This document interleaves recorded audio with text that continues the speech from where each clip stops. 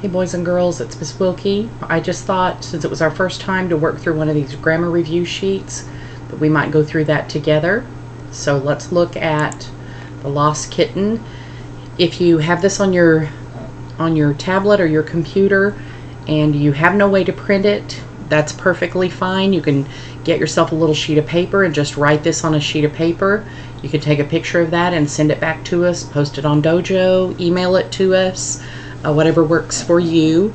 If you can't print it at all, then just put it on paper and that'll be great. So you can tell by this that there is some grammar review and some vocabulary down at the bottom of the paper. There's also a short reading passage with a few questions. Just 4 questions. Those I don't think you're going to need my help on. So I would just urge you to read it carefully, go through the questions, and of course refer back like we always do in class. Let's talk about the word work and the vocabulary down at the bottom. The word work tells us to color the words in the passage that match each category below. So we're going to color contractions red, plurals blue, adjectives green, and proper nouns orange. You might even just remind yourself of what each of those are. I might even just put an example of one on there to remind myself. That's not showing up very well for you guys. But remember that a contraction is made up of 2 words put together with an apostrophe that takes the place of a letter. It used to be do not, now it's don't. Plurals obviously are more than one.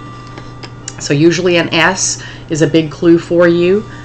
So I'm going to circle that S to remind me that plurals are more than one. And I did that in the wrong color. Let me go back and do that with blue. Green are adjectives. If you remember, adjectives always describe nouns.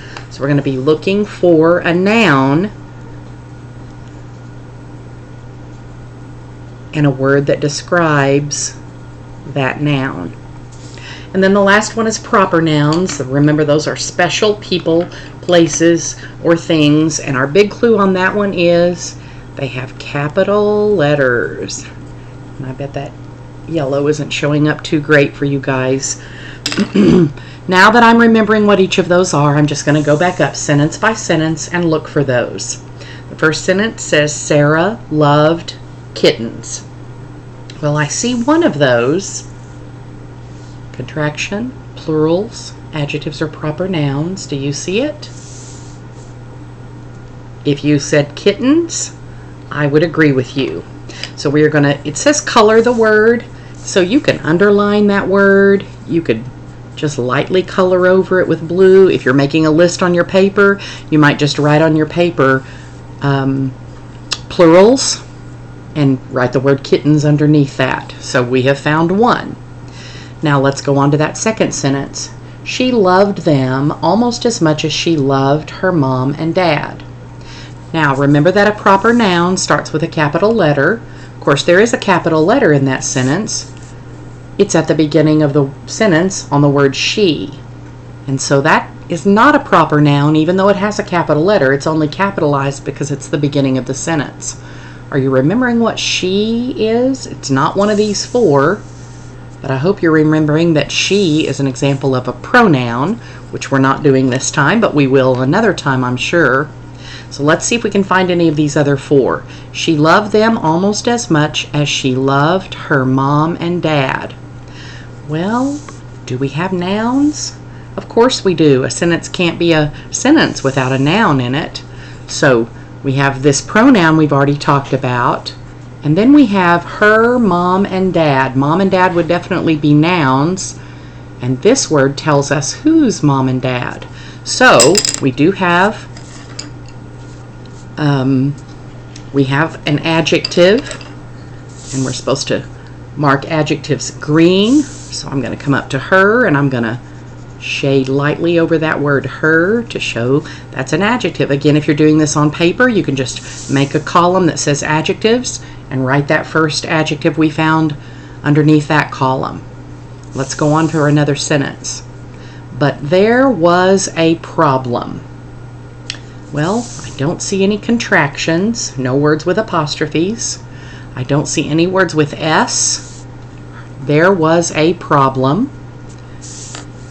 Adjectives describe nouns. My noun in that sentence was problem, but the only word in front of problem is a, which is technically not an adjective, but an article. Remember, the three articles are a, an, and the, so we're not going to mark that one this time. And no proper nouns, because a beginning sentence is the word but, and that's not a noun, obviously. So let's go on to our next sentence. Sarah could not have her own kitten. Ooh, now I'm seeing a proper noun, and you know what? I'm seeing a proper noun that I missed on that first sentence as well. Just totally looked over that, didn't I? So, proper nouns are orange. We're going to color Sarah orange, and we're going to come back here and color Sarah orange. And you may do just what I did and realize you've skipped one when you get down to another sentence. If you were writing this on another sheet of paper, again, make yourself a column, write your adjective or a proper noun underneath that column, and just continue to work through each sentence that way. Now let's talk about the vocabulary for a second. The vocabulary part says that we're supposed to copy the 5 bold words from the passage, use context clues, and what you know to define each word. So I hope you already noticed up here there are 5 words that are darker than all the rest, and those are the vocabulary that we're talking about on this part. So the first one is that word allergic. So I'm just going to come down here and write allergic. And now we're going to use context clues. And remember, we talked about those earlier. Context clues are those words around a word or phrase that give us an idea or give us hints about what this word means. Now, a lot of you probably already know what this word means because you have it yourself, but in this context, we're going to go back and read the sentence again. Her mom was allergic to kittens. Remember that the words before it and the words after it often give us good clues. So I'm going to go back and reread those sentences. Sarah could not have her own kitten. Her mom was allergic to kittens. Every time her mom was near a kitten, she started to sneeze. Now I'm beginning to come up with my definition for allergic by using those context clues.